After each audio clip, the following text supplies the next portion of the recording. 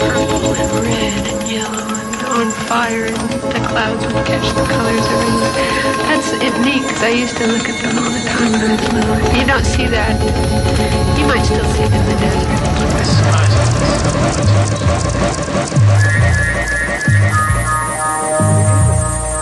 And I was paraded before them. Sound System et Free Party, 50 ans de musique amplifiée, voyageuse.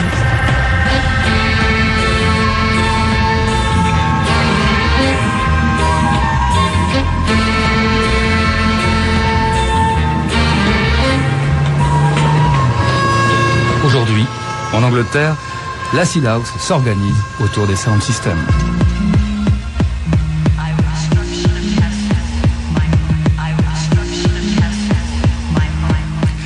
Il faut dire que les musiques amplifiées sont déjà une constante culturelle en Grande-Bretagne, bien avant l'arrivée des raves et des free parties. Une constante culturelle ou contre-culturelle, tout dépend du camp où l'on se place. Alors on l'a vu lors de nos précédentes émissions, le sound system a quitté la Jamaïque avec les premiers émigrés caribéens pour devenir autre chose au Royaume-Uni. Quelque chose de plus fort qui n'attendait qu'un déclic pour exploser à pleine puissance.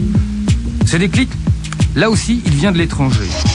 Des États-Unis en l'occurrence, avec la house music. Quand la house music sort du ghetto des clubs black, souvent homosexuels de Chicago ou de Détroit, elle suscite une véritable révolution sociale en Europe. Un rite festif nouveau émerge, c'est l'acid house, avec sa cohorte de fêtes qui prennent place dans les hangars désaffectés des grandes villes, autrement dit les raves. Le son acid house, caractérisé musicalement par des volutes hypnotiques et synthétiques réalisés par le biais d'un instrument de programmation primaire, la Bassline 303 du constructeur Roland, devient plus qu'un genre musical, il engendre un mode de vie autour duquel toute une génération se jette à corps perdu. Une génération fatiguée par le rock de papa et surtout laminée par la politique prohibitive de Margaret Thatcher. La scène house en Angleterre se regroupe alors autour de clubs spécialisés et d'organisations de rêves géantes, donc de sound systems de plus en plus énormes. Et dans le même temps, un vrai business émerge, un commerce fructueux pour les organisateurs de rêves légaux, tant que pour les propriétaires de boîtes de nuit, qui voilà une nouvelle génération s'adonner de nouveau à la danse. Une danse qui dure toute la nuit et se prolonge parfois jusqu'au jour. La presse aura donc au fait de produire le rapprochement entre l'acid house et la drogue. L'amalgame est certes outrancier, mais il est difficile de nier la diffusion massive des drogues de synthèse que connaît le pays à partir de la fin des années 80, principalement l'ecstasy. C'est donc dans ce contexte déjà stigmatisé qu'apparaissent les trublions d'un sound system d'un genre nouveau à Londres, le Spiral Tribe. Leur histoire va définitivement changer le pays. Les Spiral Tribe se posent d'emblée hors du circuit des rêves commerciaux. À cela, ils préfèrent les fêtes pirates, souvent en pleine nature et en toute liberté. En 1990, ils inventent, sans le savoir, le concept de free party. Aujourd'hui, ils sont un véritable mythe dont on connaît mal l'histoire et les origines. C'est leur aventure scandaleuse, hors du commun des autres scènes musicales que je vous propose de découvrir jusqu'à la fin de cette semaine. Nous allons ainsi croiser Sebastian, alias 69dB, Simon, de Crystal Distortion, et surtout rencontrer Mark Stormcore, le père fondateur des Spiral Tribe. Nous allons suivre leur route, qui se perd aujourd'hui aux quatre coins du monde, et nous allons voir comment la plus forte vigilance jamais organisée autour d'un groupe de musiciens va conduire à une diaspora qui touchera de plein fouet la France, puis d'autres pays du Sud et de l'Est de l'Europe qui prendront exemple sur le nomadisme initié par Spiral Tribe. Au regard de ce nomadisme d'un nouveau genre, cette errance que l'on va donc appeler le nomadisme techno, nous nous entretiendrons avec l'ethnologue Étienne Racine. Il est l'auteur d'une étude de référence sur cette donnée, le phénomène techno, paru en 2002 aux éditions Imago. Ensemble, nous allons explorer l'histoire d'une révolution sociale et musicale dont on mesure encore mal l'impact car elle est encore très jeune. Pourtant, il y a incontestablement des lignes de force déjà tracées par ce phénomène. Il suscite d'ailleurs des passions, des répressions Et tout nous donne à penser qu'il ne s'agit donc plus aujourd'hui d'un simple phénomène de mode ou d'appartenance.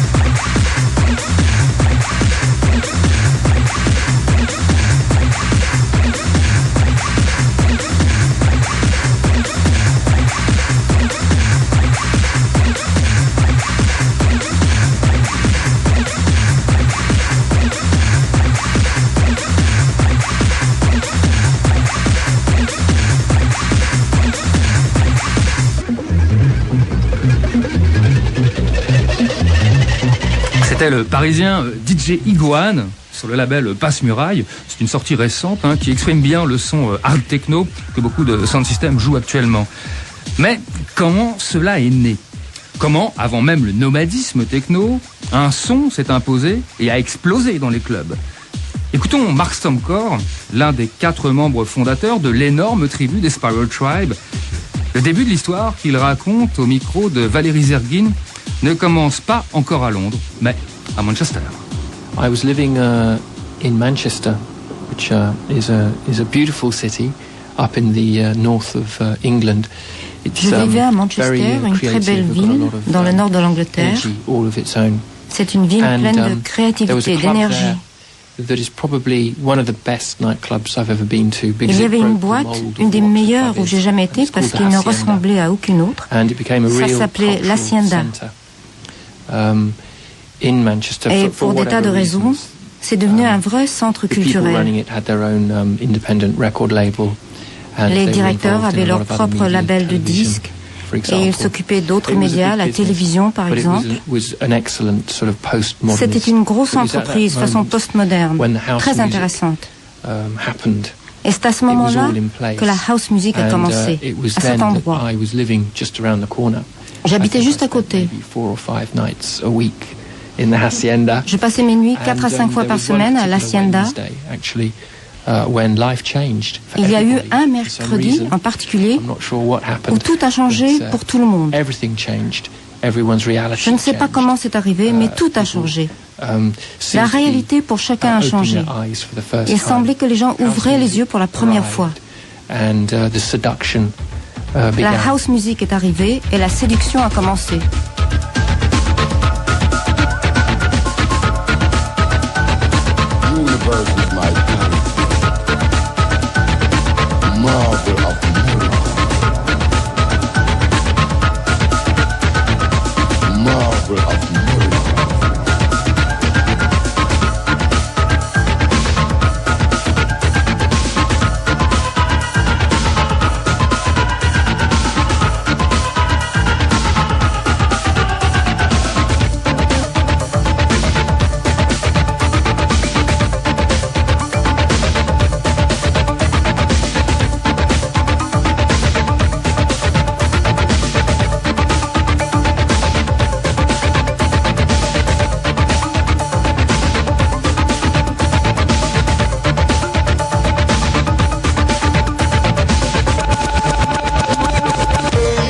C'était Sons of Arca, un groupe qu'on avait découvert hier aux côtés d'Elodie Maillot, donc qui avait au fait de lier le dub, les musiques ethniques, un temps empreintes d'influences celtiques qu'indiennes, mais là liées aux nouvelles technologies et au sound system. La preuve en était ce morceau remixé par Graham Massey, soit le fondateur de 808 State. Alors, Étienne Racine, on le voit bien, la house, à ce moment-là, mange tout. Elle semble surgir de nulle part, mais enfin, il y a un véritable contexte social qui fait que l'apparition de la house en illumine certains. Je reprends ce commentaire qu'on écoutait de Marston Core. Tu sais, voilà, la house arrive et la séduction commence. Oui, c'est un choc. Je pense que le mot qui cristallise le mieux ce que les gens ressentent, c'est le mot de révélation. C'est vraiment un mot très très fort et c'est vrai que pour eux, donc c'est une musique nouvelle, mais en plus, c'est surtout des relations nouvelles et c'est peut-être aussi à travers tout ça un monde nouveau qui s'ouvre à eux, qui s'ouvre. Et c'est vrai que le monde est en train de changer. On est un peu autour de la chute du mur de Berlin. Enfin vraiment. Et le rock n'arrive pas à cristalliser de manière un peu intéressante et vive ces changements qui s'opèrent dans la société. Est-ce qu'il y a aussi un contexte social fort, le régime Thatcher, puisque c'est comme ça qu'on le nommait finalement, on a laissé plus d'un blasé. Donc il y avait certainement une soupape de sécurité avec ce phénomène à l'acid house. À l'époque, les gens étaient un petit peu blasés, ils écoutaient du rock, mais ou alors de la dance. Je sais que j'avais interviewé des membres des Spirales, notamment Debbie, qui me disait qu'à cette époque-là, elle savait pas quoi écouter. C'était Duran Duran, Boy George, et puis des trucs un peu remixés, dance. Et tout d'un coup, la house propose vraiment de fonder un nouvel ordre, ouvre un nouveau territoire. Et ça ouvre comme ça une fenêtre sur une liberté potentielle extraordinaire. Et c'est souvent effectivement le début de carrière, de véritable carrière qui change la vie des individus. Alors la fenêtre s'ouvre à Manchester, mais le couloir sera tout tracé quelques mois plus tard à Londres. Je vous propose d'écouter Sébastien, l'un des premiers membres aussi des Spiral Tribe, Sébastien, alias 69 dB, au micro de Jean-Yves Leloup. Voilà comment ça s'est passé à Londres. Quand j'ai débarqué à Londres à l'âge de 17 ans, je jouais dans un groupe de rock psychédélique. Moi, j'arrivais d'Écosse et j'avais encore jamais entendu de musique électronique intéressante. Jusqu'au jour où je me suis retrouvé à cette soirée Acid House. On était en 88 et Londres était en plein délire. C'est incroyable. Je me souviens que je marchais dans cet entrepôt avec la musique qui faisait. Ça a complètement chamboulé ma vie. Donc oui, 1988, ça a été la révélation pour moi. Mais moi, je m'étais toujours intéressé aux percussions, à ce genre d'instruments.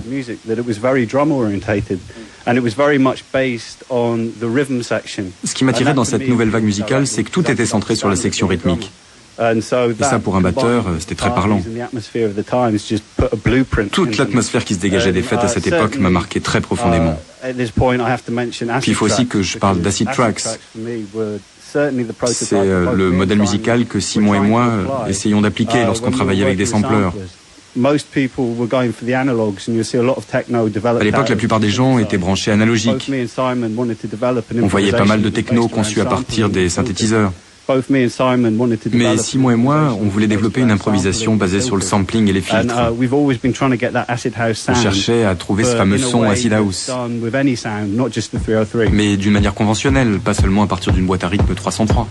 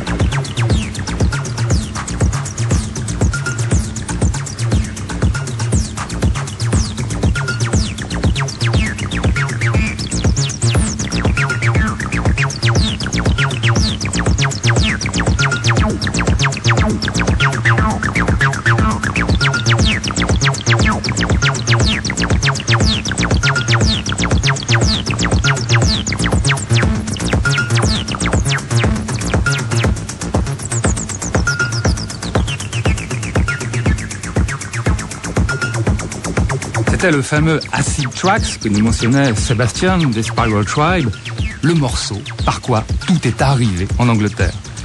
Alors il convient de revenir sur l'histoire d'Acid Tracks.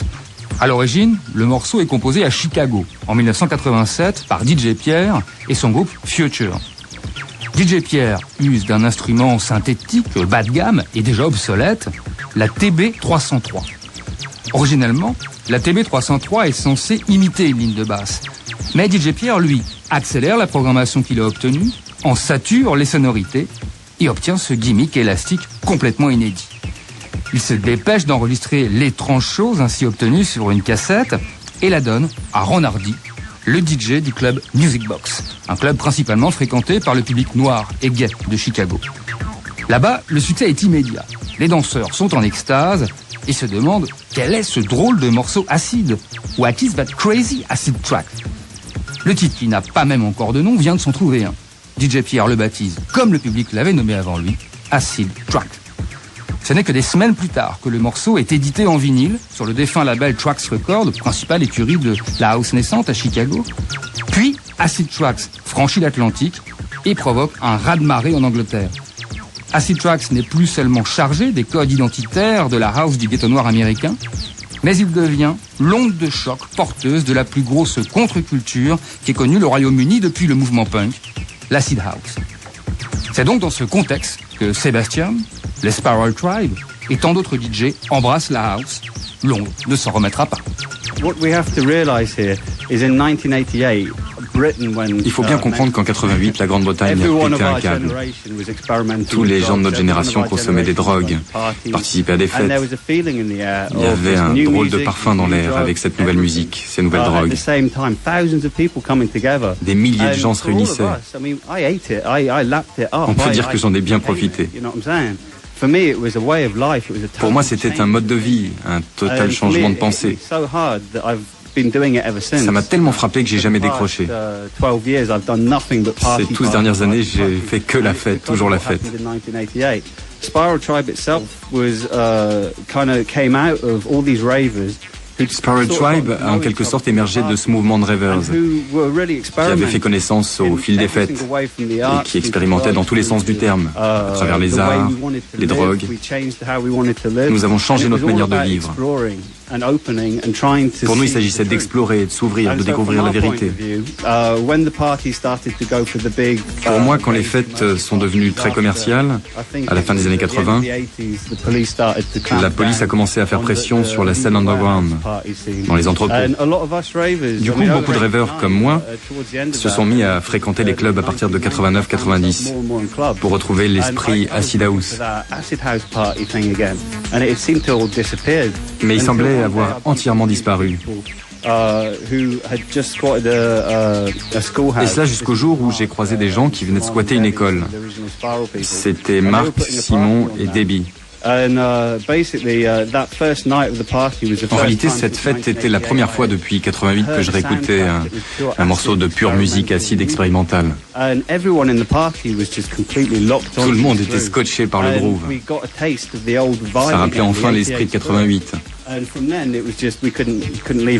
alors à partir de là, on ne pouvait plus décrocher. Je sais qu'après la tribu a évolué, elle a essayé d'attirer des gens, il y a eu une politique d'ouverture. Puis ça a eu un effet de boule de neige. Il y avait une envie massive de la part des gens d'aller dans les champs, dans les entrepôts, tout cela gratuitement. La vibration est très différente quand c'est gratuit.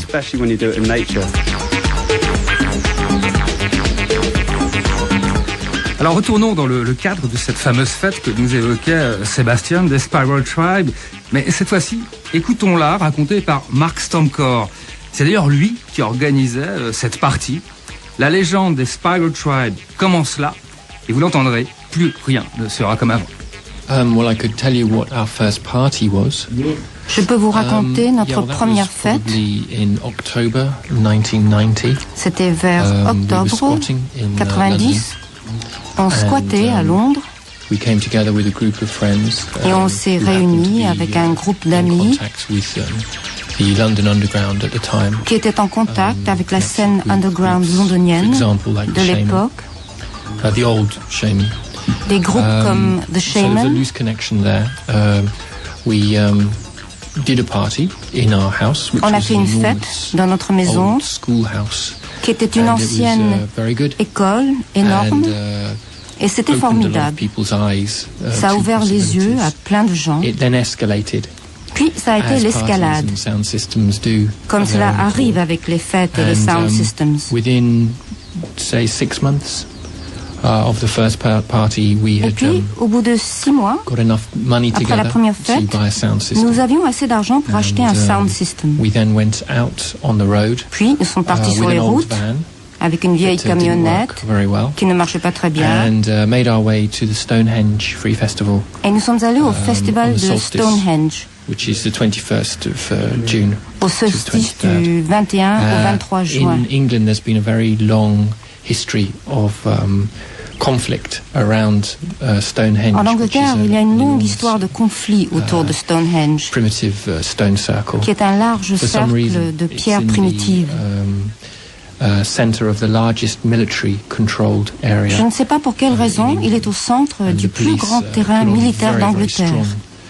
Resistance to anybody going there. Et la police n'aime pas du tout qu'on y aille au solstice, alignment of the stones. The stones are aligned, qui est le moment où les pierres sont alignées avec le soleil, au solstice d'hiver et celui d'été.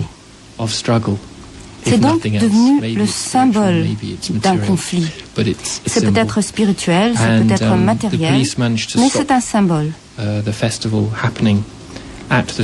La police est arrivée à empêcher le festival de se dérouler sous les pierres mêmes, mais il a eu lieu à quelques kilomètres de là.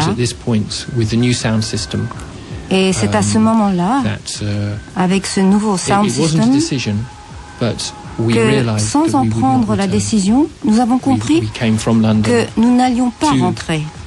Nous sommes venus de Londres pour le festival et nous ne sommes jamais retournés. Nous avons continué le prochain week-end, le week-end d'après, celui d'après. De plus en plus de monde venait et ça a pris de l'ampleur.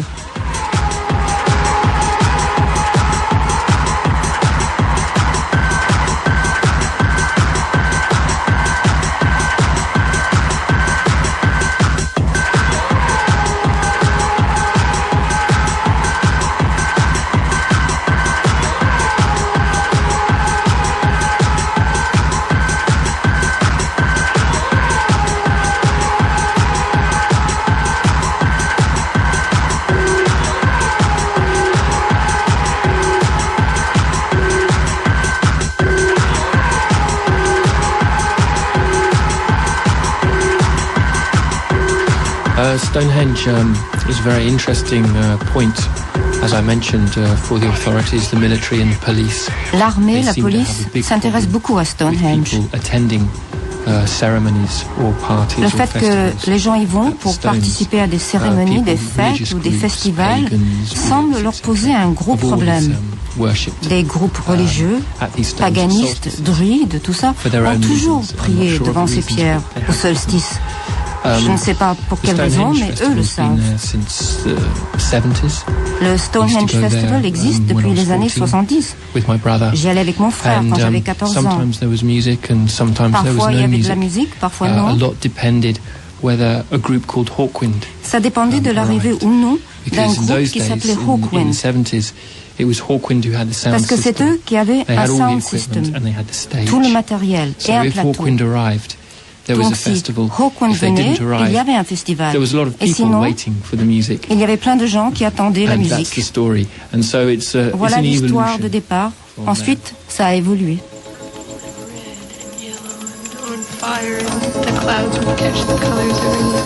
That's it neat because I used to look at them all the time. You don't see that. You might still see them in the desert. The skies in the southwest are spectacular. You're born in Chicago. And we came to Arizona.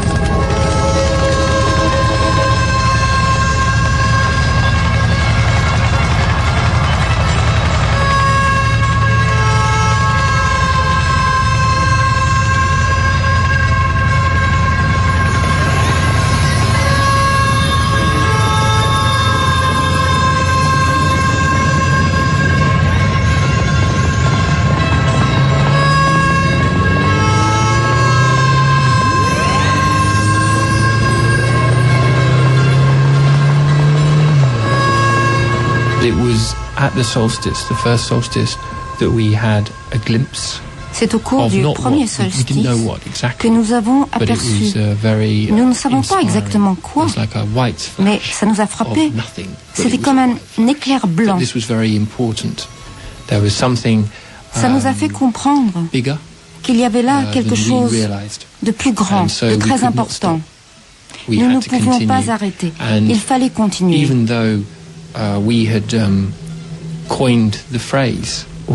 Et bien que nous avions inventé la phrase Spiral Tribe, ce n'est qu'au solstice que nous avons compris pourquoi. Pour nous qui étions là au début de l'aventure, ça a été une grande révélation sur le plan personnel. De voir que la nature n'est pas semblable à ce qu'on nous avait enseigné à l'école. Il y a une autre réalité.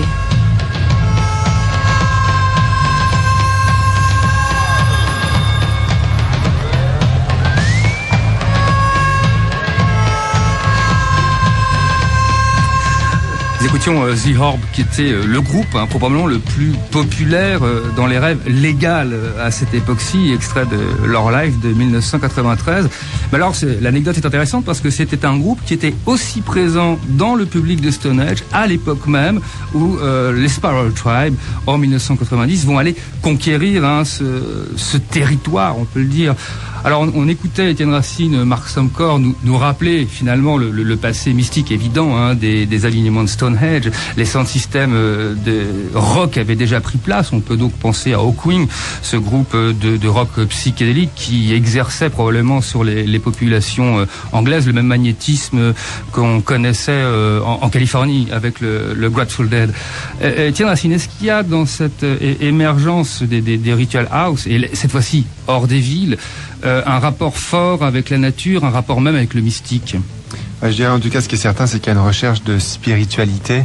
En tout cas, ça c'est certain. Et comme on n'a pas vraiment de modèle pour s'adonner à cette spiritualité et qu'on ne croit pas en général aux religions dominantes instituées comme le christianisme ou le protestantisme, on va chercher dans des rites ancestraux, dans des traditions justement qui ont été combattues par le pouvoir dominant actuel. On va chercher une espèce d'alternative pour laisser s'épanouir un peu cette révélation que l'on ressent à travers la musique. Et c'est vrai que Stonehenge offre un cadre extraordinaire pour ça, parce que non seulement il est ancré dans une histoire qui est à la fois derrière nous, qui est à la fois pas vraiment intégrée par la société actuelle où d'autres religions dominent, et en plus c'est un terrain qui apparemment est une propriété militaire. Alors on a le double plaisir, on a le plaisir d'être un peu le mythe de l'âge d'or, peut-être de retourner aux sources, et le plaisir en plus de combattre l'autorité, ou en tout cas de la défier à travers notre présence sur ce lieu.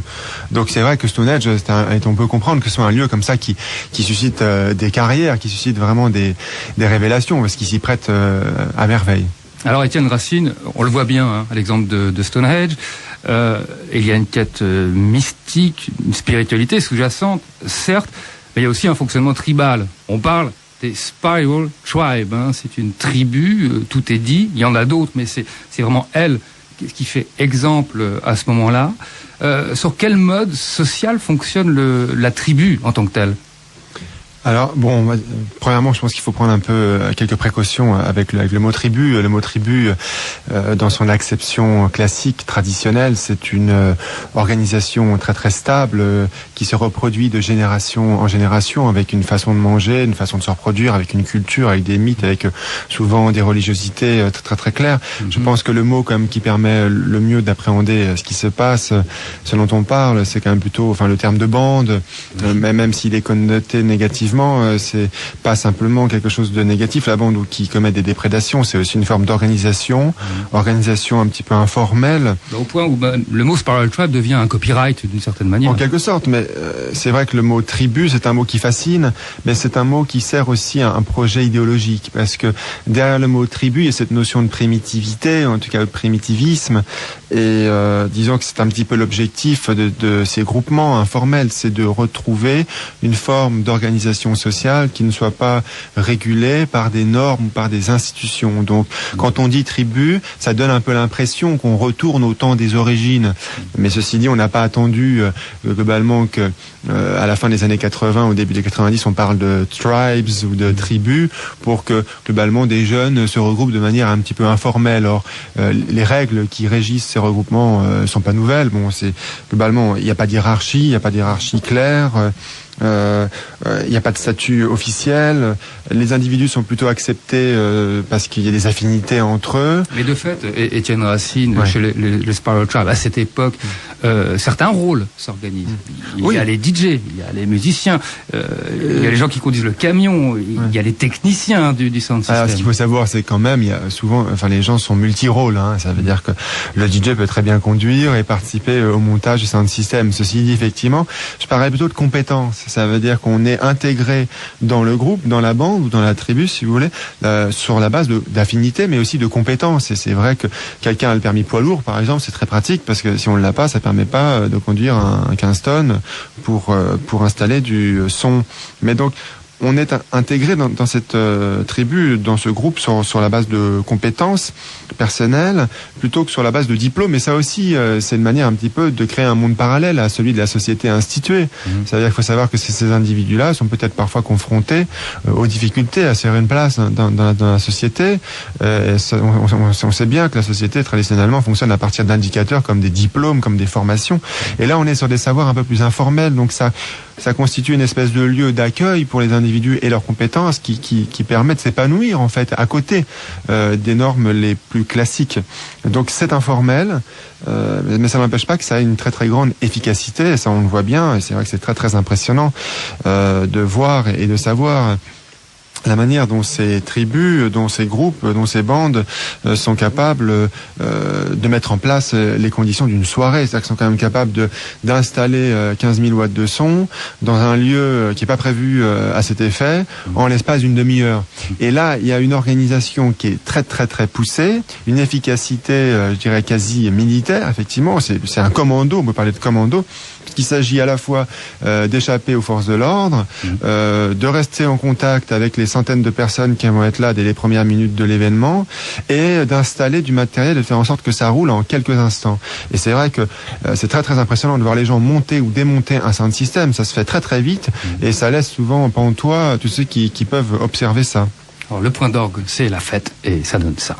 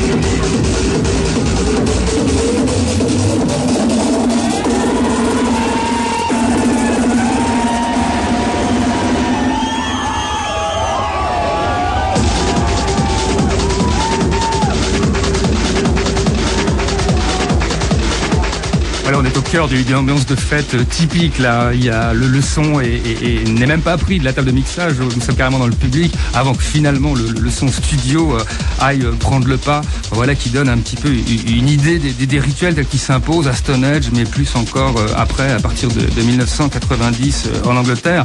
Et depuis, la fête ne s'est jamais arrêtée, comme nous le confirme Mark Stomcore, le fondateur des Spiral Tribe. Every weekend, continuous. No, seriously, we didn't stop. We would go for 2 weeks non-stop. Ça se passait chaque week-end, nous n'arrêtions pas. Pendant 15 jours, non-stop. Pas de silence, la musique de plus en plus fort. Il y avait de plus en plus de monde, plus de matériel. Comme une spirale. Just got out of control. hors de contrôle. Because everything was escalating. C'était l'escalade. Moment by moment, each weekend was bigger, double. À chaque moment, the last weekend. Chaque week-end, ça prenait plus d'ampleur.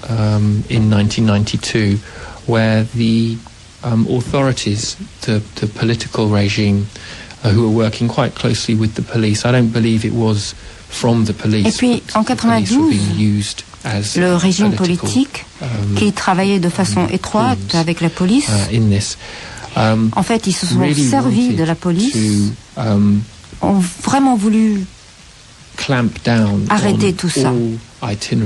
Et ils ont arrêté tous les itinérants. They really wanted to test how much they could stop. Ils voulaient voir jusqu'où ils pouvaient aller en ce sens.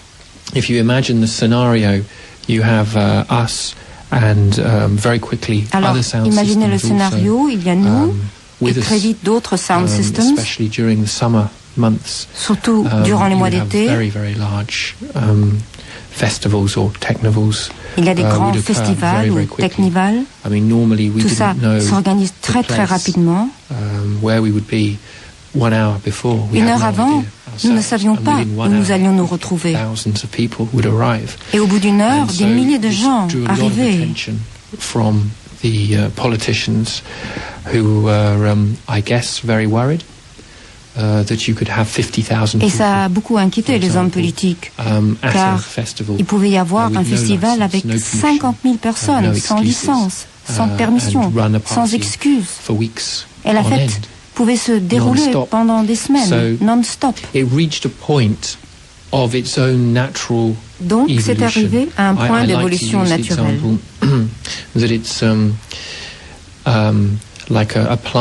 J'aime bien utiliser l'exemple d'une plante. Ça germe, ça pousse, ça fleurit.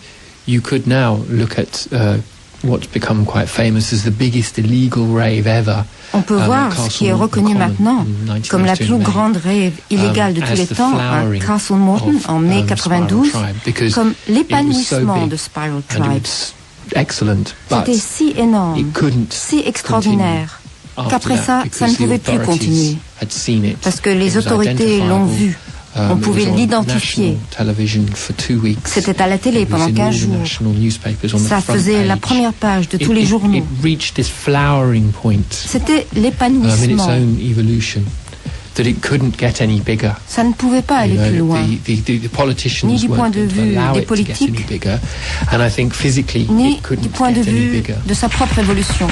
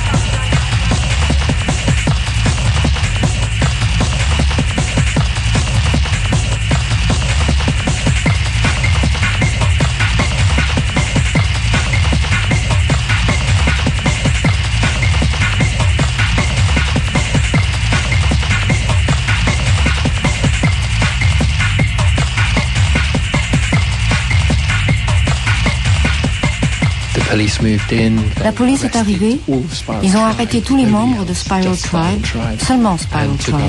Ils ont pris nos voitures, notre matériel. Et il y a eu un procès qui a duré 2 ans. Ce qui était éprouvant pour nous, mais nous voulions continuer.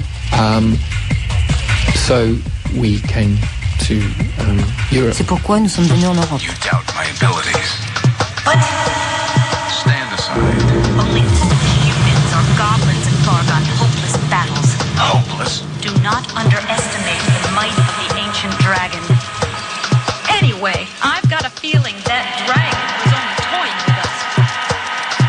It's like we were just worms to it. Worms have lives too. It makes no difference a person's life or a worm's life. A life is a life.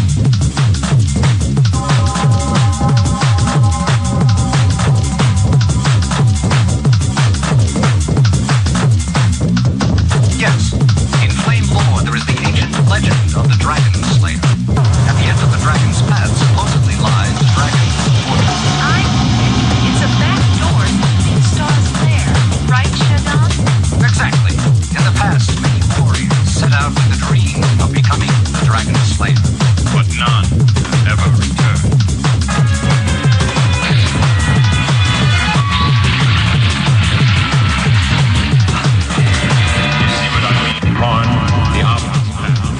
You know, I'm making the example of an organic system and a flowering. At the time, je prends l'exemple d'un système organique qui fleurit, mais à l'époque, c'était très déprimant, très dur. As I say, this is a different story now because I'm looking back at it retrospectively. Maintenant, je vois ça avec le recul du temps. It's now clear to me and to all the other people involved that it was necessary. Et ça me paraît une évidence que tout ça était arrivé à un point de saturation. Et ça devait renaître, mais en Europe. Et là, ça a eu le même effet. Les gens ont vu ce que nous faisions, comme c'était simple, facile, de donner aux gens ce dont ils avaient envie le week-end. Un son énorme, de la bonne musique et un endroit où se réunir. Ça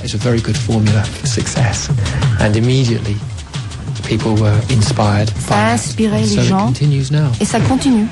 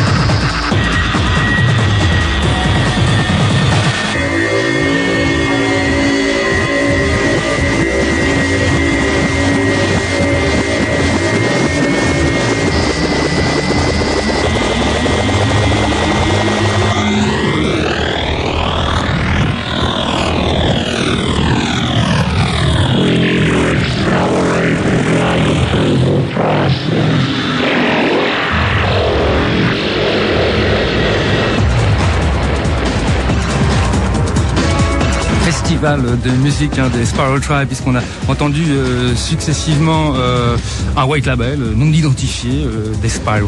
C'est bien sûr que comme ça le disent les aficionados, ou les spies en France. Un extrait du Ajax EP de 1998.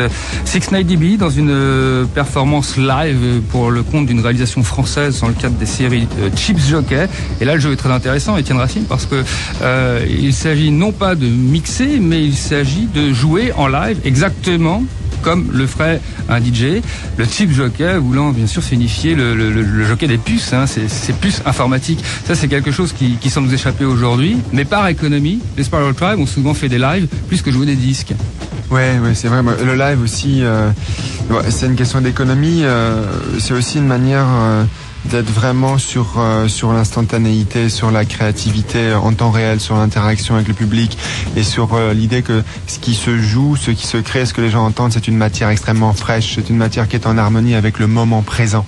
Et ça, c'est quelque chose aussi qui alimente un peu cette dimension spirituelle. C'est-à-dire que la musique n'a pas été dans sa création, n'a pas précédé le moment de l'événement, mais elle émerge au moment, elle est créée, elle vient de l'événement finalement. Elle est pratiquement le résultat de la présence des participants. Ça permet de vivre aussi cet état de fusion de manière encore plus intense. Alors, à l'écoute de la musique des Spiral Tribe, on se rend bien compte qu'en quelques mois, et enfin fortiori plus encore sur quelques années, le son se durcit considérablement, un son qui se durcit finalement à la hauteur de la répression, à l'encontre desquels les Spiral Tribe vont devoir essuyer pas mal de problèmes.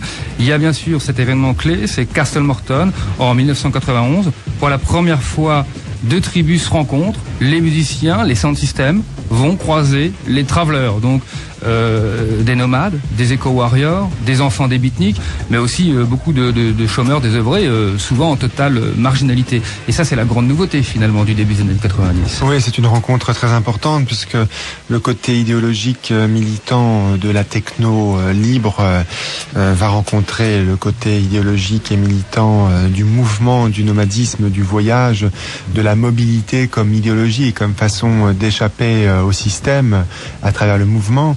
Et c'est vrai que c'est un couple qui fait très très bon ménage puisque les Spiral Tribe commencent sans doute à se remarquer et la mobilité va non seulement leur apporter globalement une solution pratique à leurs problèmes de répression, du moins temporairement, mais en plus va alimenter leur quête, leur travail idéologique à travers cet apport de la mobilité comme idéologie. Donc c'est un mariage très très important, très très riche et très très heureux. On parle même des New Age Travelers à ce moment-là. La presse c'est chou gras bien sûr sur l'événement de Castlemorton et le nouveau mot apparaît. Bah oui, puisqu'effectivement c'est un couple assez inédit. Les Travelers sont associés au festival rock et tout d'un coup on se retrouve avec des Travelers qui fonctionnent avec des musiques électroniques, qui produisent une musique qui était associée un peu au futur ou au présent très avant-gardiste. Et effectivement, c'est un couple qui allie de manière assez étrange, assez spectaculaire, une espèce de côté primitif et en même temps des technologies qui sont celles du présent et peut-être celles du futur. Donc ce mélange global est très spectaculaire et effectivement fait les plaisirs des médias. Alors voici une citation qui en dit long. Ainsi parlait John Major en 1992. Alors je le cite. « La société doit condamner un peu plus et comprendre un peu moins. Des travelers New Age, pas dans cet âge, pas dans aucun âge. » C'est quand même une prise de position radicale, Étienne Racine. Oui, c'est-à-dire que c'est sans doute la question de la limite qu'il s'agit de poser. Ça veut dire qu'à un moment donné, la société a une capacité d'absorption globalement des phénomènes marginaux ou contestataires ou des cultures d'opposition, mais cette capacité d'absorption a des limites. Et à un moment donné, les politiques se positionnent de manière claire et notamment après les grands événements, décident de poser des limites et ce qu'ils vont faire de manière drastique et assez efficace, effectivement, en employant les moyens qu'on a déjà décrits. Another public service announcement from President of the United States, George W. Bush. May God continue to bless America. Terrorist Clean, Mr. Clean, Mr. Around the world. Clean, Mr. Clean. Mr. Clean cleans anything. Dead or alive. Mr. Clean. Like father, like son. Mr. Clean cleans anything. We have taken control around the world. Sacrifice. I want Tim Hill. I want justice. Mr. Clean cleans anything. Dead or alive. Mr. Clean cleans anything. May God continue to bless America. It even gives detailed plans for the evacuation of the White House and the Pentagon, but nowhere are there plans for evacuation of the population. À la suite de cette déclaration de John Major, l'Angleterre propose une loi sécuritaire, une loi qui s'appelle la Criminal Justice Act. Alors en 92, c'est encore que la Criminal Justice Bill, puisqu'elle n'est pas encore adoptée. Elle est très large, puisqu'elle touche tant la prostitution, les trafics de drogue, le terrorisme, les actes de recel. Mais il y a un chapitre entier consacré au phénomène traveler, mais plus encore aussi les sound systems. Et là, toute musique amplifiée, pas forcément itinérante, est en passe de devenir illégale. Est-ce que à ce moment-là, parce que forcément il y a une force commune qui va réunir finalement les aficionados de plusieurs musiques à l'encontre de cette décision, est-ce que là il y a un vrai contre-pouvoir qui s'exerce? En tout cas, il y a une volonté claire de poser une limite. Et on le voit bien, ce qui est intéressant, c'est de voir que ce phénomène culturel techno est traité en même temps que d'autres questions, entre guillemets, problèmes de société, comme la prostitution, la vente d'armes, la pornographie. C'est vrai qu'il y a aussi des choses qui ont trait à la pornographie dans ce texte.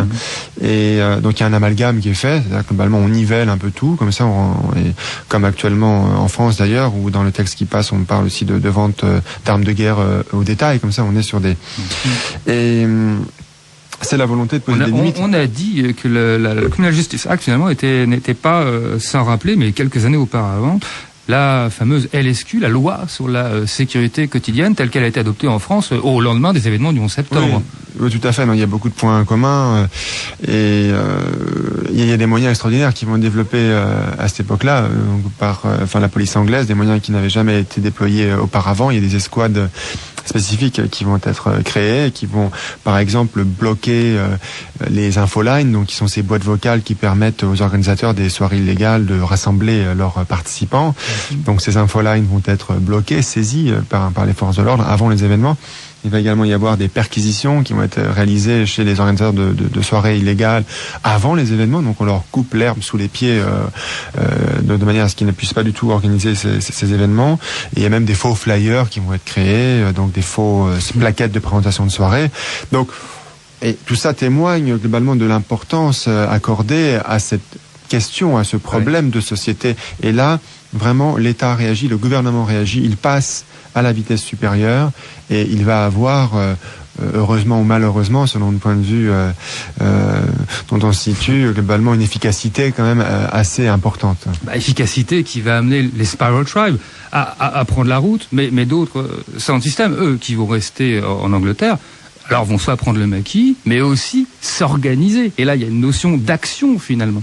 Oui, ça recoupe, et c'est là où finalement, à travers la pression et la répression, on le voit comme ça, une augmentation de l'aspect militant. Ces gens-là, Mark Stormcore le décrit très bien. Au départ, il découvre la musique et il n'est pas du tout dans une attitude militante, il est plutôt dans une attitude de découverte et de révélation. Naïve, une musique un peu ça, qui lui apporte du plaisir, des sensations.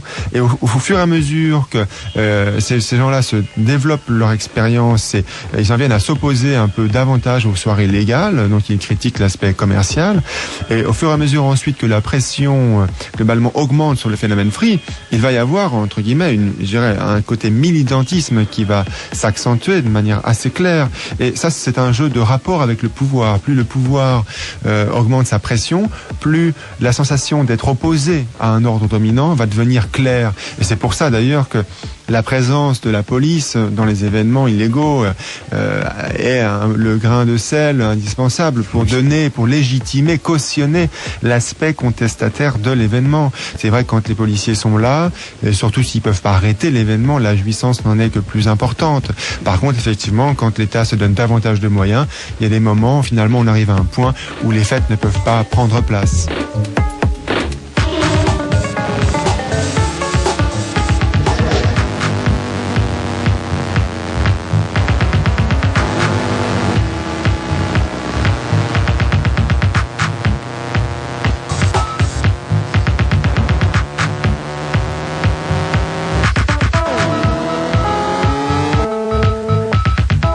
verra demain et vous resterez avec nous d'ailleurs pour nous en parler, peut-être un autre stade de saturation sur le plan de la free party en tant que telle.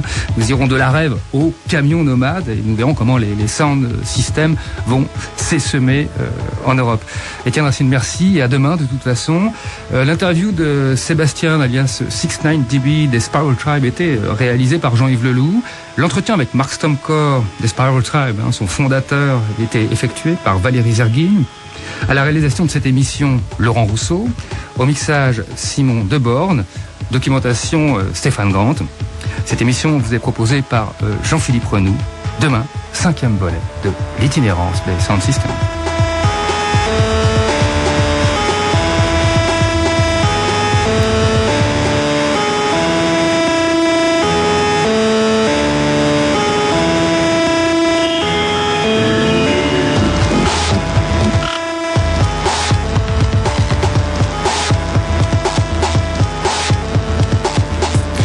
Suite et fin de cette série musicale demain à 15h30 sur France Culture. Dans un petit peu moins de 3 minutes, il sera 16h30.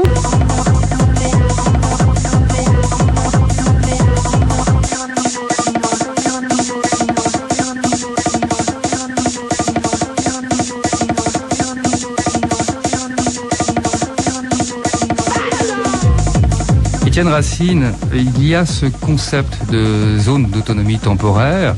Il avait été formulé par Hakim Bey, un chercheur au MIT, et publié d'ailleurs en ouvrage libre de droit en 1990. On peut dire que cet essai philosophique est devenu aujourd'hui une référence finalement dans le milieu des free parties. Bon, c'est vrai que tout est dit, zone d'autonomie temporaire. De quoi s'agit-il, Étienne Racine ? Tout d'abord, il faut préciser que l'essai d'Hakim Bey est un essai politique quand même très vaste qui englobe beaucoup de notions et que souvent c'est la zone... Il est très éloigné de la free party, la musique amplifiée. C'est pas un texte qui parle du phénomène techno ou des free parties, c'est un texte critique, c'est un essai qui parle de beaucoup de choses, qui critique beaucoup de choses. Américain, donc loin finalement de ces rituels américain, et qui critique la société du spectacle un peu aussi, donc et beaucoup de choses, donc ça rejoint les textes de Guy Debord ou des textes de Deleuze, de Guattari. Et globalement, il s'agit de se protéger de l'aliénation du système, une aliénation économique par le travail, une aliénation culturelle par la société du spectacle, une aliénation sociale, notamment le modèle de la famille nucléaire classique qui est critiqué. Et ce que propose Hakim Bey, donc, c'est de résister, mais de résister sans chercher à faire une révolution, parce que la révolution, il le dit, ça ne sert à rien, parce que ça reproduit de l'ordre institué. Il s'agit plutôt d'échapper et d'être très mobile et de créer des espaces de liberté temporaire. Mais ce qu'il faut savoir, c'est que la plupart des individus qui participent aux free parties n'ont pas lu le texte, mais par contre se réfèrent à la zone d'autonomie temporaire, la TAZ en anglais, sans trop savoir de quoi il s'agit, mais c'est vrai. Comme Temporary Autonomy Zone. Ouais. Le mot est amusant parce que il y a aussi dans le jargon des free parties ou bien même de fait institué le mot TAZ qui lui définit l'ecstasy. Oui, alors en plus il y a cette analogie là qui fait qu'on se demande, des personnes se demandent si tout ça roule très bien. Alors on se demande si la TAZ n'a pas été inventée en lien avec l'ecstasy, donc ça fait sens. Et c'est vrai qu'il y a beaucoup d'analogies entre les principes de la TAZ et la manière dont fonctionnent les sound systems techno. Il y a beaucoup d'analogies, cette manière de fuir, cette manière de ne pas chercher la confrontation, l'opposition, mais plutôt d'agir de manière un peu fugace, d'apparaître et de disparaître. Ceci dit, il y a certains principes fondamentaux de la TAZ qui ne seront pas respectés globalement en France par le mouvement free, à savoir qu'il faut rester à l'écart de la société médiatique, qu'il faut viser l'invisibilité, et je dirais une partie en tout cas du phénomène free en France va céder à la tentation et va laisser les caméras des médias tourner dans les soirées, va être interviewé, va jouer le jeu des médias. C'est d'ailleurs ce qui va concourir à l'explosion du phénomène en France et par la suite ce qui va amener une répression accrue. Donc de ce point de vue-là, le principe de la TAZ ou le dogme d'Hakim Bey a été partiellement respecté et ça a sans doute coûté la vie finalement au phénomène free en France. Voilà. Écoutons la version de Mark Stomcore. Il évoque bien sûr ces TAZ, ces Temporary Autonomy Zone, dont il ne connaissait pas l'essai quant à Castle Morton. Les Spiral Tribe étaient leur plein, mais évidemment il l'aura très très vite lu et finalement l'aura transformé en une expression poétique. when we were actually organising these parties in England, quand nous organisions ces fêtes, had no agenda. Nous n'avions pas de plan. We had no philosophy. Pas de politique, pas de philosophie. We were just in, as I mentioned, a state of natural connection. Pour nous, c'était naturel we would just de continue and not stop, de ne pas and see what s'arrêter happened. Et voir ce qui allait arriver. So that was then, and now I understand things a lot differently. Maintenant, je vois les choses everybody autrement. was very naive. À l'époque, And I tout think le this monde was one of était our très naïf. strengths. We were very strong Et en because fait, we were so c'était naive. une We had force. no idea Nous étions of the trouble forts parce que naïfs. that we would be in. Nous ne savions But pas que the nous temporary aurions autonomous tant zone d'ennuis. exists at all our parties. La zone That's for d'autonomie sure. temporaire And I existe think à toutes nos that fêtes. this is a way, using words that one can describe Et je pense accurately, que ce sont des mots qui poetically, décrivent de façon exacte et poétique a very interesting place. quelque chose de très intéressant. And possibly the authorities are aware of this. I don't know. Peut-être que les autorités if they sont think that this conscientes is de cela. the unacceptable point. Peut-être que c'est which là they feel they le have point to inacceptable violently resist. qu'ils doivent repousser de façon violente. Because that is its strength, the Parce que core c'est la force, of le all these noyau, parties, au regardless cœur whether de it's toutes ces Spiral fêtes, Tribe or anybody else que doing ce it. soit That is Spiral exactly Tribe what ou happens. d'autres. It's a very good phrase C'est la phrase describe this qui décrit coordinate. ce qui se passe. And this is where there is some resistance against the oppressive regime. Et là, il existe that would une try and résistance stop you having contre any un régime opportunity autoritaire to connect qui voudrait with vous yourself, empêcher let d'être alone connecté other à people, vous-même and ou aux express autres that creative et exprimer direction. cette créativité. So for me, I'm on a quest personally for myself to Pour have moi, a creative personnellement, space, whether je that's cherche un espace temporary, créatif, autonomous zone, or whether it's a mobile que ce soit une autonomous zone d'autonomie that I take with me temporaire wherever ou I une go. zone de mobilité or whether I have to set temporaire something up semi-permanently. que je peux emmener You know, où que j'aille, life ou is alors very transient. je dois We are peut-être all bâtir travelers. quelque chose de semi-permanent. La vie est éphémère, nous sommes tous des travelers. Ça va être à vous de jouer maintenant. Le tout est d'appuyer sur un bouton. Laser activé. Et maintenant, voici le moment venu de voir la création de notre imagination.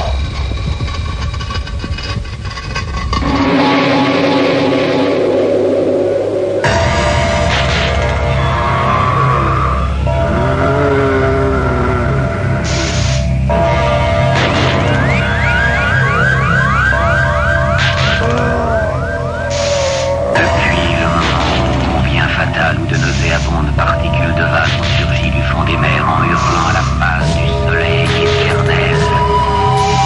Oh, vision redoutable et grandiose. Nous allons voir maintenant, et proprement inimaginable.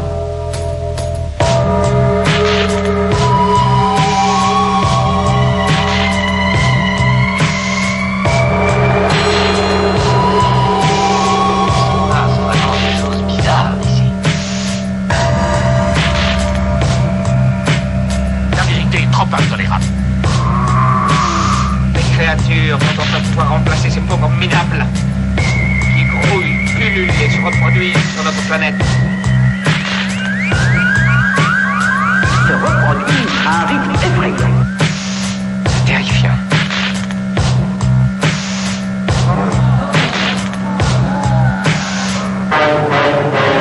Everybody that has attended any of these parties or been involved or Tous ceux just qui been ont there dancing participé à ces fêtes pour les cannot organiser ou understand juste pour the danser degree of violence ne that peuvent pas the comprendre authorities will le use degré to de try and violence stop. que les autorités sont prêtes What I à think utiliser most pour les people, arrêter. feel is a very important area. One thing that I would comment on is I like the idea of the temporary autonomous zone. J'aime but l'idée it takes de zone a d'autonomie temporaire. stand of resistance. Ça veut dire prendre it le tries parti to, de résister. Get away from direct conflict. Ça But évite then it le continues the conflit direct, conflict by mais using néanmoins, the word resistance. il Now, utilise le I mot definitely want to résistance. resist. Moi, je veux résister.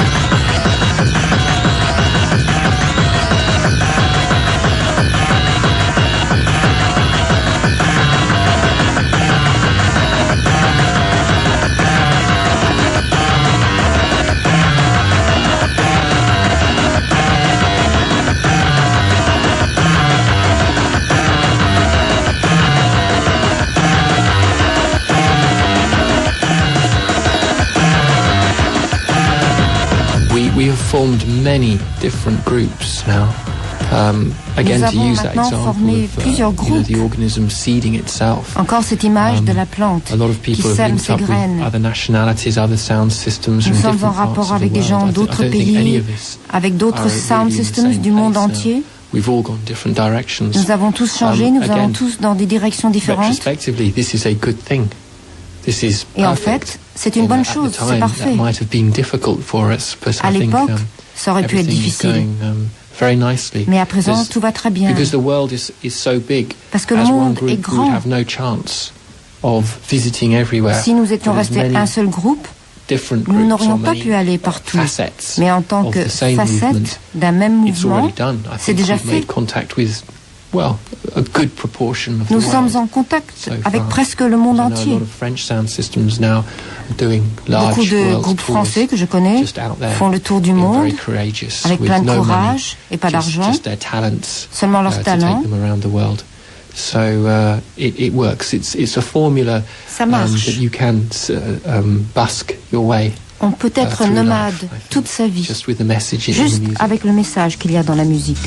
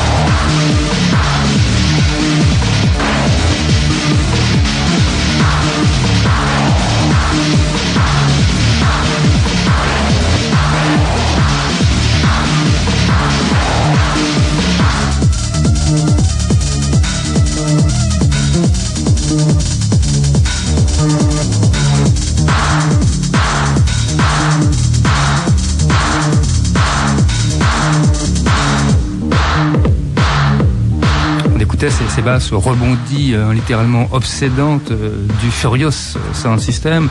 Les Furious, comme on les appelle, ont été un des premiers sound systems à s'inscrire directement dans le sillage des Spiral Tribe en France et à prolonger finalement ce dogme de la free party. Alors un dogme, est-ce qu'on peut l'appeler comme ça d'une certaine manière? Ça commence, Étienne Racine, avec le Technival. Là, on est en 1993. Et alors l'expérience se renouvelle jusqu'à devenir à son tour énorme.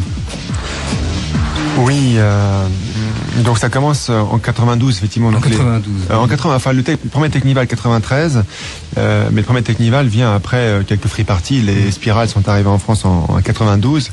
Ils avaient déjà créé des liens avec quelques Français, souvent issus du rock alternatif. Et bon, faut pas oublier quand même que ça communiquait entre l'Angleterre et la France. Dans les années 89, il y a beaucoup de Français qui sont allés voir ce qui se passait là-bas. Et lorsque les Spirales ont besoin d'aide, globalement, ils décident de partir. Leur premier port d'attache en Europe, c'est la France, enfin c'est Paris. Ensuite, ils vont descendre jusqu'à Montpellier. C'est-à-dire qu'il y avait quand même des conditions en France qui favorisaient cette éclosion. T'es pas venu par hasard non plus. C'était pas venu par hasard. Il y avait déjà du contact. Il y avait déjà des Français qui étaient allés voir ce qui se passait, qui avaient été tout à fait touchés par le phénomène en Angleterre et qui ont été ravis globalement de passer un coup de main aux Anglais quand ils sont décidés de partir. Et en fait, le premier sound system, à ma connaissance, en France française, c'est les Nomades qui vont organiser avec les Spiral Tribe en 93 à Beauvais le premier Technival. Où là, effectivement, ça va être vraiment le point de départ parce que il va y avoir bien sûr pas mal de participants et pas mal de participants qui vont décider de créer leur propre sound system. Alors le Technival, ça porte plutôt bien son nom. C'est un festival techno, pour le résumer grossièrement. Bien sûr, il repose entièrement sur la gratuité, une certaine forme de sauvagerie, en tout cas de squattage pirate, d'une friche naturelle ou industrielle. Oui, c'est ça, bien entendu. Ça veut dire que c'est une free party, c'est une fête qui est constituée de plusieurs sound systems et qui peut durer globalement plusieurs jours, effectivement. Et plus ça dure, mieux c'est. Donc il s'agit un petit peu de créer un petit village gaulois dans un empire romain et d'essayer de résister le plus longtemps possible. Et ça va être globalement un peu un petit peu une véritable révélation. Parce que ce qui est fascinant, Étienne Racine, on vient d'entendre Marston Core nous le dire. Finalement, tous les préparatifs anglais et toute la jeunesse des Spiral Tribe dont on a parlé hier, y compris ces événements bien sûr énormes qui commencent avec le solstice de Stonehenge, puis le scandale de Castle Morton, tout cela n'est qu'un brouillon de la véritable stratégie mise en œuvre à travers le nomadisme. Et c'est là finalement que l'esprit Spiral Tribe explose. Marston Core parle de floraison.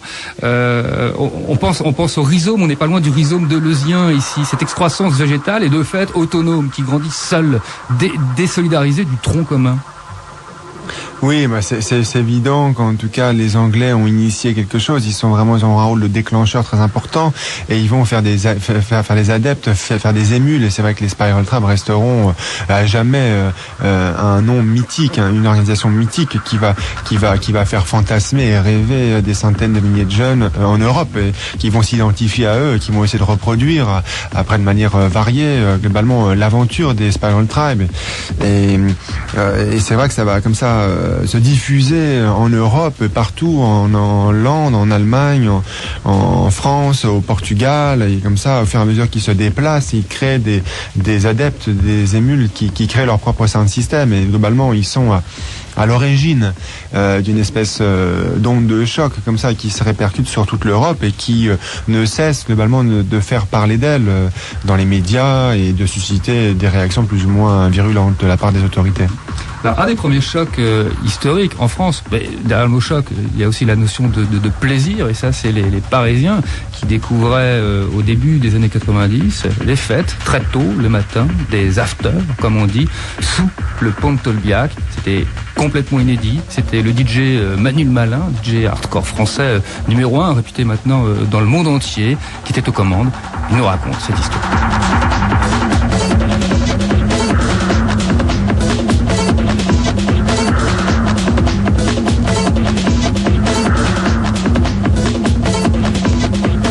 Le pont de Tolbiac, ça c'est rien que ce mot-là, c'est magique pour toute une génération. C'était quoi le pont de Tolbiac? Qu'est-ce qui s'y passait? Le pont de Tolbiac, ça a été bon, il y avait déjà énormément de petites fêtes organisées là-bas par les gens de Technotance. Rakam, toute la bande, là je parle vraiment, c'est la première période parisienne, 92-93. Et ensuite je me suis retrouvé en fait à jouer dans les premières afters. Et finalement, au fur et à mesure des années, ça a duré 2-3 ans quand même jusqu'à ce qu'on se mange une compagnie de CRS à la dernière. Je me suis retrouvé à jouer et co-organiser avec Rakam, avec d'autres, les afters du dimanche matin, Pont de Tolbiac. Et c'est parti de 50 initiés à 400 tous les dimanches. C'était le rendez-vous. Il y en avait même qui allaient plus en soirée, qui se levaient le dimanche matin pour nous rejoindre là-bas. Et voilà, c'était free spirit total. Alors le matos était placé sous le pont et les gens dansaient au soleil. On a même dansé sous la pluie parfois. Il y a eu la fête de la musique aussi faite là-bas. Il y a eu énormément d'artistes se croisaient. Bon, ça restait le million de Parisiens. C'était c'est un gros souvenir pour beaucoup de gens, quoi. Moi le premier, c'est clair. Alors ce qui est amusant, c'est que la grande époque du Pont de Tolbiac, c'était finalement avant la répression des rêves telle qu'on l'a connue. Il n'y a peut-être jamais eu autant de liberté qu'à ce moment-là, parce que finalement, pas grand monde savait ce qui se passait là. Puis les gens, finalement, on n'avait pas grand-chose à faire. Puis plus tard, tu nous dis que les CRS ont débarqué pour la dernière. C'était déjà une autre époque. Ouais, ce qui se passe en fait, c'est que dimanche matin, on dérangeait personne. Autour du pont de Tolbiac, il n'y a rien, si ce n'est la bibliothèque française. Et le dimanche, il n'y a personne. De l'autre côté du trottoir, il y avait les frigos, qui sont des studios d'enregistrement très connus, où il y a eu aussi des grosses soirées là-bas. C'était géré, c'était semi-squat, semi-légal, etc. Et puis au départ, after du pont de Tolbiac, il n'y avait pas de flyer, rien, on n'en a jamais fait d'ailleurs. Mais c'était vraiment que les gens qui étaient au courant, qui venaient avant le pont de Tolbiac, il y avait la péniche Ruby de l'autre côté. Et puis au fur et à mesure, ça a grossi. Donc quand tu passes de 50 à 400, voire parfois 600 personnes sous un pont, t'as les badauds qui passent au-dessus, qui regardent, mais qu'est-ce qui se passe? La musique est forte, le mec roule les joints, etc. Bon, bah t'as 2-3 perchés qui vont faire les cons à droite à gauche. Bon, bah ça fait du bruit. Et puis un jour, compagnie de CRS, quoi. J'étais en train de jouer et le mec est venu, il me dit arrête tout de suite, quoi. Et là, j'ai fait un peu le rebelle, quoi. J'en ai mis un dernier, j'ai pris un coup de matraque sur la platine. J'étais bon, d'accord, là il rigole plus, là.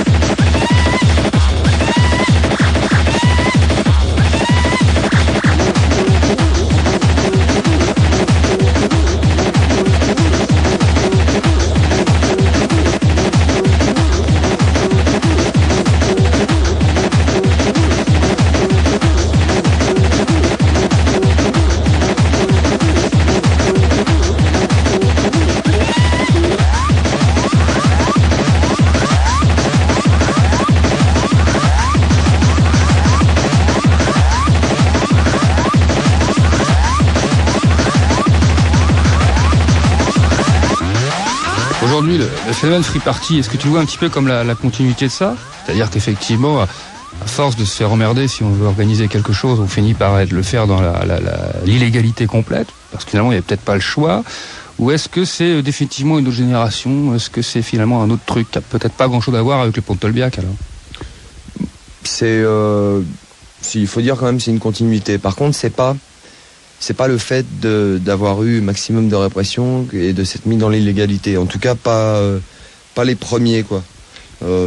Même ceux d'aujourd'hui, mais je vais parler de la première génération des sound systems, quoi. Que ce soit les SPI quand ils sont arrivés en France, Psychiatrique, Technocrates, Furious, et j'en passe encore des grands et qui ont vraiment fait les beaux jours ce genre de fête. C'est une scène alternative qui a toujours prôné la gratuité. Le droit de faire la fête sans pour autant être parqué dans des clubs ou alors même dans des rêves ce qu'on appelle légal, quoi. En fait, l'essence de la rêve à la base c'était ça, on va dans un endroit complètement secret, nouveau, juste pour une nuit, c'est gratuit, c'est géré par une bande de potes, du son à l'organisation, à comment on drive les gens, tout, quoi, et la musique ensuite au niveau des DJ. Donc c'est la continuité, mais quand même avec une envie présente et omniprésente à 100% de gratuité à la base. C'est la scène alternative, c'est une autre forme d'underground, quoi. Et il faut que cette scène-là reste. Maintenant, comme à l'époque des rêves, il y a des débordements partout. Il y en a dans la free, il y en a eu dans les rêves, il y en a dans les clubs. Donc, de toute façon, quand un phénomène grossit autant que les rêves à l'époque, ensuite le côté clubbing et maintenant les free parties, les débordements sont inévitables. Là-dessus, il n'y a aucune discussion possible avec le gouvernement. C'est les endroits, il y en a plein. Il y a des usines à foison, à l'abandon, et ces usines-là, 20 potes se mettent 2 mois dessus et la rénovent et font en sorte qu'elle soit aux normes de sécurité, qui est une sortie de secours. Et ensuite, ils se la gèrent, quoi. Ils en font des ateliers et parfois des fêtes à l'intérieur. Mais il n'y a pas moyen, ils veulent pas lâcher ces endroits-là, quoi. Je trouve ça stupide d'ailleurs, parce qu'ils poussent finalement à une illégalité vraiment qui parfois peut être dangereuse pour l'individu, quoi. Bon, après, faut pas venir se plaindre non plus, quoi. On demande quelque chose, on nous le donne pas, ok, on va le prendre nous-mêmes.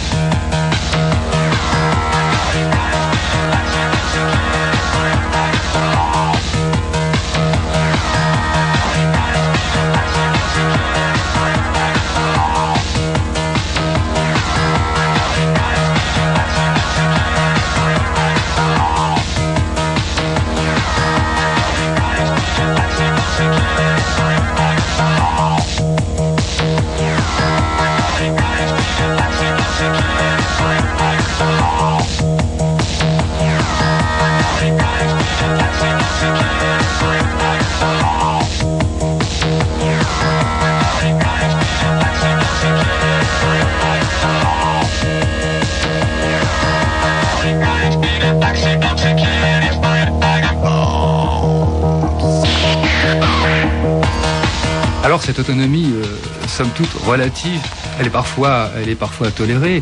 Le sens de la débrouille.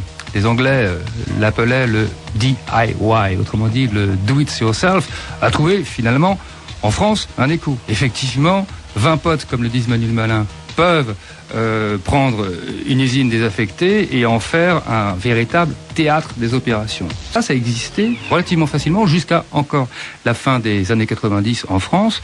Aujourd'hui, il semblerait que la tendance s'inverse. Étienne Racine, est-ce que là, on peut noter finalement une réaction, alors soit motivée par les forces de l'ordre, par le gouvernement, mais peut-être aussi une démotivation des forces mêmes en présence. Donc tout simplement des sound systems eux-mêmes, des toughers, qui aujourd'hui reviennent de loin, peut-être d'une histoire dont ils sont fatigués à présent. C'est un petit peu les deux. Hein. C'est-à-dire que c'est vrai que d'une part, le gouvernement a décidé d'agir, et un petit peu comme en Angleterre, à partir du moment où les technivals en France ont commencé à rassembler autant de personnes que la population des départements touchés par les technivals, les riverains et les maires des communes ont quand même tiré la sonnette d'alarme, et on trouve aujourd'hui une réaction qui est très claire et qui est très tranchée et qui a des effets.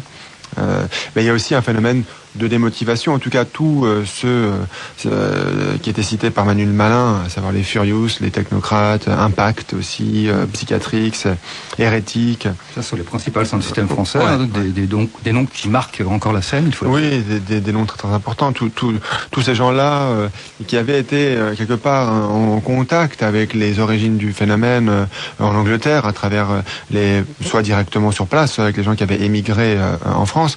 Tous ces gens-là, globalement, aujourd'hui, ont transformé leur activité. C'est-à-dire qu'ils ont quand même pris 10 ans entre-temps. Et donc, certains ont des enfants. Et ils ont un peu moins envie, disons, de se confronter aux sbires de la société de manière frontale au quotidien. Donc, ils sont en train de nous dire qu'ils ont commencé en ayant finalement l'âge de leur public et qu'aujourd'hui, leur public pourrait presque être leurs enfants. Pratiquement. Et c'est évident que les motivations changent. Et ce que j'ai pu constater à travers ma recherche, c'est que les individus, comme ça se passe dans beaucoup d'autres domaines culturels, ont envie de se focaliser sur les aspects artistiques, sur les aspects associatifs globalement de la culture, et pas uniquement sur les aspects festifs et illégaux. Et ceux qui prennent la relève n'apportent pas complètement satisfaction à leurs prédécesseurs, dans la mesure où ils ne respectent pas toujours certains des dogmes du mouvement Free Party, et entre autres, comme je disais tout à l'heure, ceux de la TAZ. Ça veut dire que parfois on cède un petit peu à la folie des grandeurs, on fait des fêtes qui rassemblent 5000, 10 000 personnes, alors qu'on n'a pas vraiment les moyens de s'occuper de ces 5000 ou de ces 10 000 personnes. Il peut y avoir quelques dérives. Donc c'est évident qu'aux yeux de beaucoup d'acteurs de ce mouvement, le phénomène est déliquescent, le phénomène dépérit, et il y a une perte de motivation, et les gens se concentrent sur d'autres activités. Et maintenant, le gouvernement vient mettre une espèce de coup de taquet à ce phénomène, mais qui est douloureux à vivre pour beaucoup d'acteurs. Le phénomène récent, c'est Mariani, l'amendement proposé donc par le député Mariani, qui là, et c'est une première, autorise les forces de l'ordre à saisir le sound. C'est un recours, c'est un dernier recours finalement, parce que les autorités savent pas comment faire. Et donc effectivement, les moyens de pression augmentent, et effectivement, c'est un moyen très efficace, parce que saisir le sound system d'un groupe d'individus, c'est un drame pour ce groupe d'individus, puisqu'il y a pour plusieurs centaines de milliers de francs de matériel souvent accumulé à travers une pratique de passion, une pratique passionnée et musicale pendant des années. Et quand dans l'espace de 1 heure, normalement ce matériel est saisi, ça met un coup d'arrêt extraordinaire. Mais il est donc clair que cette loi arrive après un certain nombre de grands événements qui ont parfois un petit peu dérivé, et que cette loi d'ailleurs est votée dans les mêmes conditions que le Criminal Justice Act en Angleterre en 94. Ça veut dire que c'est un pack qui inclut des textes sur la vente d'armes de guerre au détail, sur la protection contre le terrorisme, sur les droits de la police municipale. Donc c'est un pack globalement qui ramène implicitement le phénomène techno a une pure nuisance sociale, ce qui peut apparaître assez réducteur, et donc il le traite de manière un petit peu, je dirais, basique et très matérielle, quoi. Mais ça, c'est à mon avis, le signe de l'incapacité des autorités à réagir de manière un petit peu intelligente et cohérente. Il faut pas oublier le fait quand même que au départ, en 95-96, en France, il y avait une pseudo-circulaire qui disait que globalement, il fallait interdire un événement de techno juste parce qu'il était techno. Et qu'ensuite, en 99, il y a eu une autre circulaire signée par le ministère de la Culture et de l'Intérieur et de la Défense qui disait attention, on peut pas interdire les événements techno sous prétexte qu'ils sont techno, ce qui peut apparaître une évidence, mais quand même qui devait être rappelé parce que normalement c'est illégal. Et qu'aujourd'hui, quelques années après, en 2002, il y a une loi qui passe qui peut paraître très dure et qui l'est en un sens, et qu'on peut comprendre que des centaines de milliers de jeunes globalement se sentent méprisés.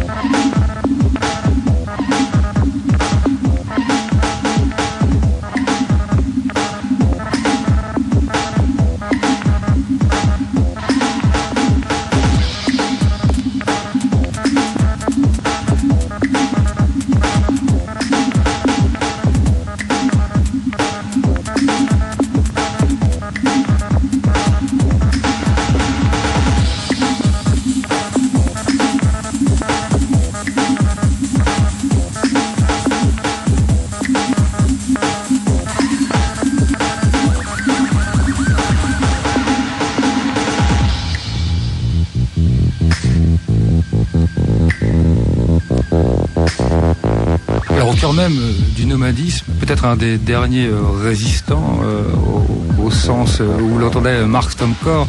On va écouter un des membres les plus actifs des Spiral Tribe, c'est Simon, alias Crystal Dimension, alias Crystal Distortion. Évidemment, lui est très heureux dans son camion. Je suis très heureux dans mon camion. Nous sommes en Sicile actuellement. Il y a une bonne énergie qui se dégage là-bas. On a un son de système de 30 kilos. Ça marche bien, il fait beau.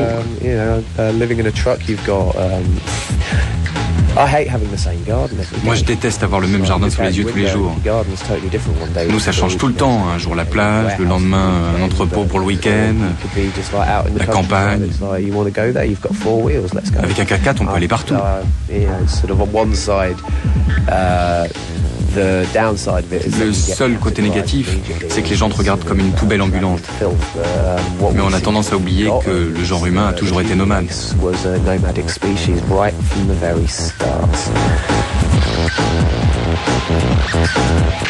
Oh! Merde! Putain, merde! Mais qu'est-ce que t'as fait?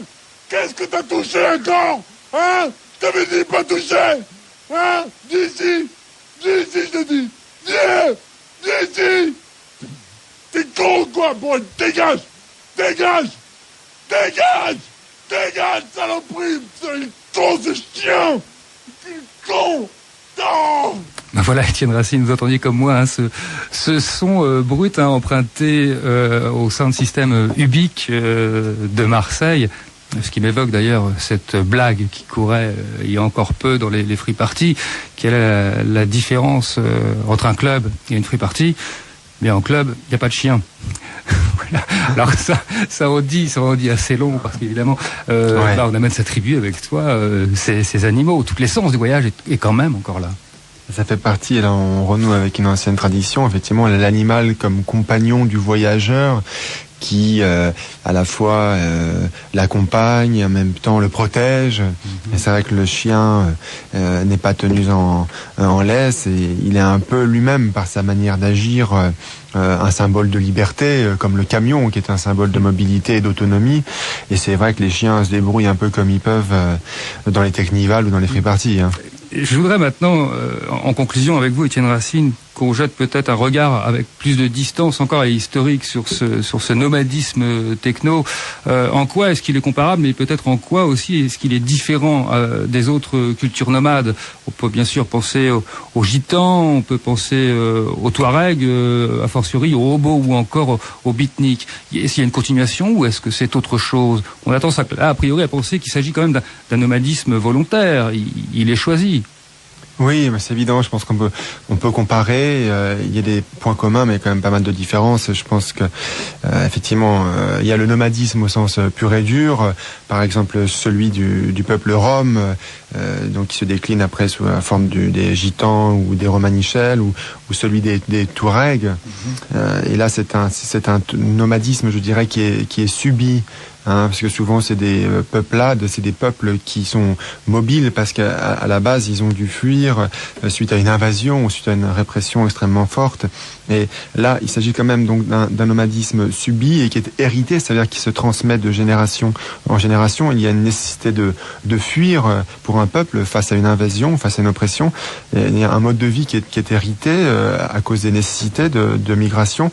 Là, on a une culture au sens fort, avec une langue, avec des mœurs, avec une religion, avec un hymne et parfois un drapeau. Donc on est dans un phénomène intergénérationnel.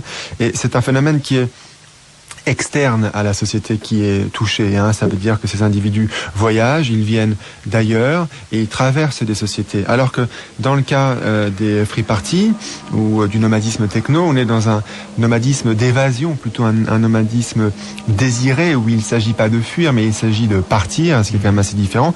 Et on est plutôt dans une contre-culture ou dans une culture d'opposition par rapport à sa propre culture. Et ça n'est pas un phénomène intergénérationnel, mais on est plutôt sur quelque chose qui touche la jeunesse. On est sur un phénomène générationnel et un phénomène interne à la société. Et ça, globalement, les antécédents, c'est les travelers que l'on évoquait, les travelers rock, et avant eux, qui eux-mêmes sont dans le sillage des beatniks, globalement, qui eux-mêmes sont un peu dans le sillage des hobos.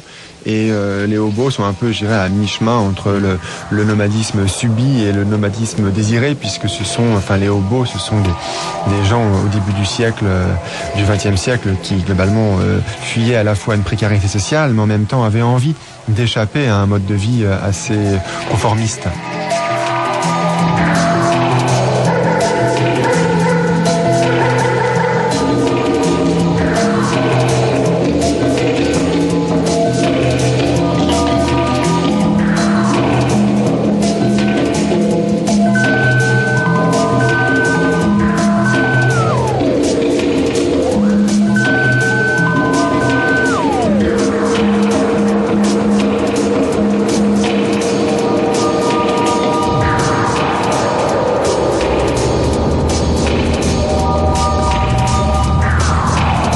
Globalement, ce nomadisme traditionnel, lui, c'est plutôt un mécanisme défensif, et avec des peuplades qui ont plutôt tendance à la longue à être réprimés, à être écrasés. C'est ce qui est arrivé avec le peuple rom et les Touaregs, qui globalement ont été décimés, c'est-à-dire qu'ils ont été sédentarisés de force, et c'est devenu globalement des marginaux un peu qui restent en périphérie des villes. Alors que ce nomadisme techno, ce nomadisme d'évasion, c'est plutôt un mécanisme offensif, avec un nombre de participants qui est en expansion, et il s'agit de faire des nouveaux adeptes. Mais par contre, ce qui est intéressant, c'est que là où le nomadisme traditionnel et le nomadisme d'évasion se rejoignent, c'est qu'ils constituent tous les deux, à des degrés divers, une menace pour l'ordre institué. Ils remettent en cause l'ordre institué, ils subvertissent les normes, et que ce soit des normes culturelles ou des normes sociales plus profondes. Et en général, les autorités réagissent à l'égard de toutes ces formes de nomadisme, soit en tentant d'intégrer ces populations, dans le cas des Touaregs ou des Roms, ou soit en tentant de les intégrer de manière culturelle, dans le cas de la techno, par exemple. On voit bien, la techno rentre dans les maisons de la culture. Et il y a aussi une autre alternative qui est l'élimination. Et donc ça peut prendre des formes très très dures avec les nomadismes traditionnels, où carrément il s'agit parfois de parquer les gens dans des camps, voire de les décimer physiquement Mais cette élimination, elle peut prendre des formes plus légères, entre guillemets, pour des nomadismes plus légers, à travers cette répression que l'on a évoquée ultérieurement. Et de ce point de vue-là, il y a vraiment un lien de parenté entre ces différentes formes de nomadisme. Si vous voulez bien, Étienne Racine, on va laisser le dernier mot à Marc Stankor et nous donne là sa définition de l'essence même du voyage chez les Travelin. When you're traveling, obviously there are many different reasons why you would gravitate to one area and not another. Il y a plein de raisons pour lesquelles vous allez dans un endroit et pas dans un autre. But I think that it is a spiritual journey. Mais je pense que c'est un voyage de l'esprit. A spiritual journey. Chacun fait un voyage de l'esprit. Backpacking around the world. Vous pouvez aller sac au dos autour du monde, ou partir explorer la planète, ou faire partie d'une tribu, ou un groupe. Vos raisons, vos motivations importent peu. À la fin, ou au milieu de votre voyage, vous vous rendez compte que la vie même est un voyage. Rien n'est jamais permanent. Tout change à chaque instant. The exercise is you become very focused when you know. Et c'est là qu'on fait le point. We are at our strongest quand on comprend que comme créature, comme organisme, nous sommes forts quand nous choisissons le changement. C'est la force de l'être humain, s'adapter au changement. Nous faisons ça très bien. Strongest message et en cours de voyage, c'est le message et le sentiment le plus fort. Quel que soit le mode de voyage. Ce que tout le monde comprend très vite, c'est que les régimes politiques qui nous gouvernent sont stagnants. Il faut s'en éloigner pour comprendre la nature de la vie, qui évolue tout le temps, qui change à chaque seconde.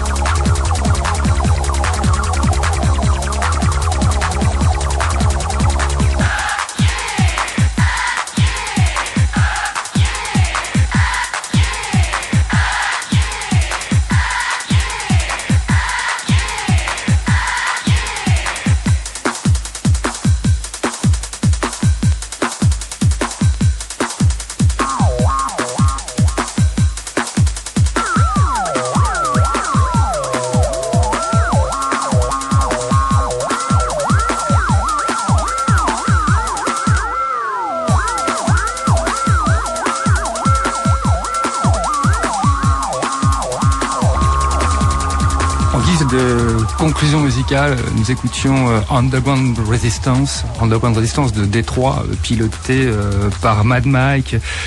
J'ai choisi volontairement ce disque qui est probablement à l'antinomie de toutes les musiques qu'on a pu écouter avant. Donc il y avait 16B, il y avait Marston Core Productions pour des Spiral Tribe, beaucoup de white label des Spiral Tribe. Ils sont durs à trouver, mais dans quelques magasins spécialisés vous pourrez les trouver, notamment Hocus Pocus à Paris.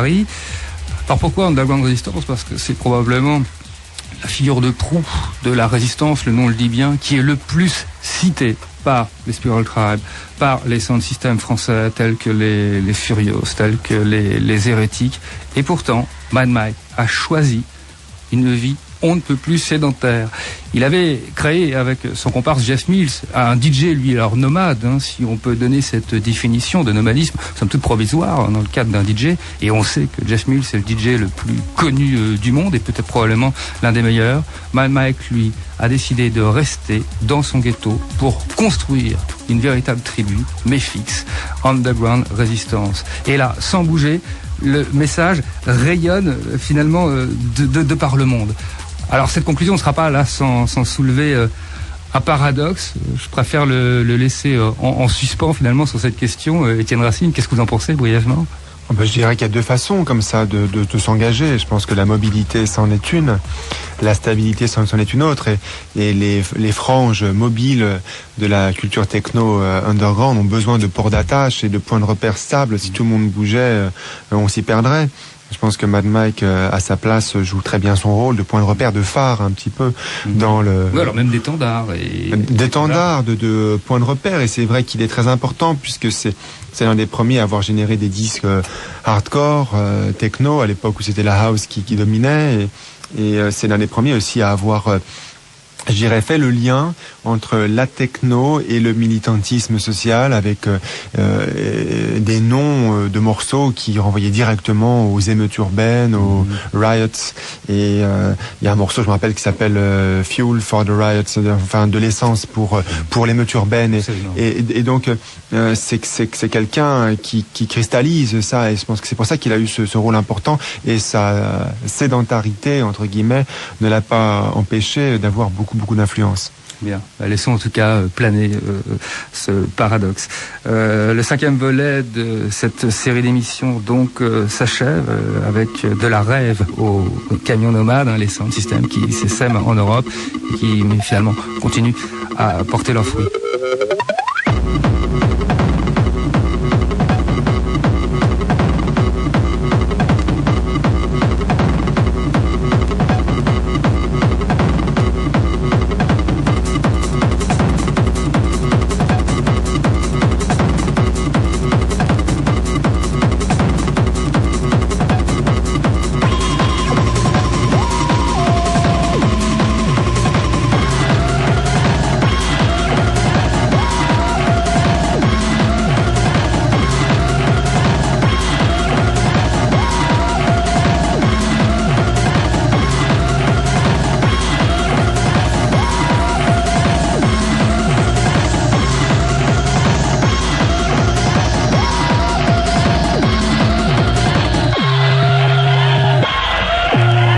Étienne Racine d'avoir participé avec nous pendant ces 2 jours à cette saga. Alors je rappelle qu'on pourra se reporter à votre étude passionnante sur le phénomène techno parue aux éditions Imago.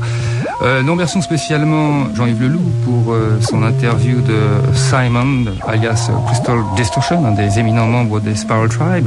Je vous rappelle que l'entretien avec Marston Core des Spiral Tribe, son principal fondateur, avait été effectué par Valérie Zerguine. À la réalisation de cette émission, c'était Laurent Rousseau. Au mixage, Simon Deborgne. Documentation, Stéphane Grant. Ce volet vous était proposé par Jean-Philippe Renaud. Merci, à bientôt.